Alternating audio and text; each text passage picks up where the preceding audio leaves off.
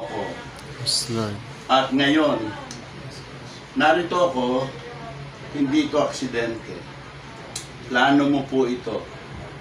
Kaya Panginoon, bago ang lahat, inaamin ko ang lahat ng kasalanan na nagawa ko sa buhay ko. Hayag man o hindi hayag, pinagsisisihan ko ito. Sisi. At totoo sa puso ko, Ito sa puso ko. na nais ko, Nais ko. linisin mo ako. Linisin mo. Linisin mo ang puso ko, Linisin mo ang ang puso. aking isipan, Ang aking isip. at tinatanggap kita At tinatanggap kita. bilang aking Panginoon Bilang aking at Panginoon. tagapagligtas. Sulat mo po Sulat mo po. ang aking pangalan Ang aking pangalan. sa aklat ng buhay At ang sa langit sa langit. at aking dalangin Sa aking dalangin. sa aking pagsisisi Sa aking pagsisisi. at pagsunod sa panalangin ng pagtanggap.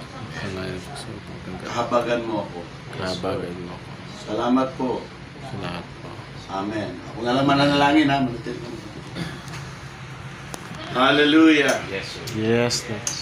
Panginoon, aking pong dalangin na pagpalain mo si Brother John. Yes. And binay-welcome namin siya sa lugar nito. Yes. Anytime he can come back and perhaps he can present his product here.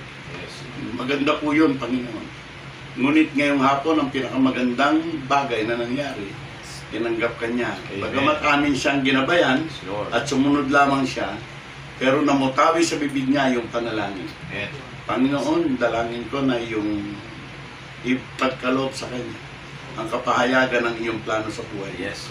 At kung ano man yung kanyang iniwang problema sa bahay niya kaninang maga, Yes. na tila yun ang dahilan kung bakit kailangan niyang kumita, alam ko na yun ay ipagkakaloob. Amen. At iyong sobra-sobra pang ipagkakaloob sa kanya upang hindi siya mapahiya.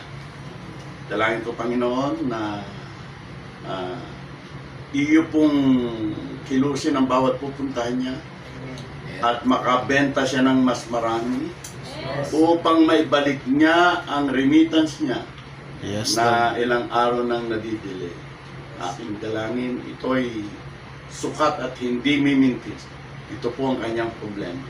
Kaya dalangin ko, Panginoon, na iyong pagpalain siya.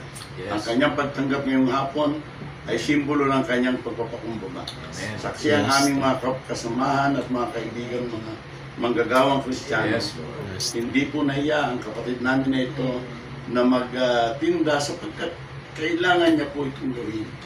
At Panginoon, kung ano man ang dahilan kung ba't kailangan niya magkapura, ito po ang tutulong sa kanya. Amen. Maaari naming bilhin ang lahat ng produkto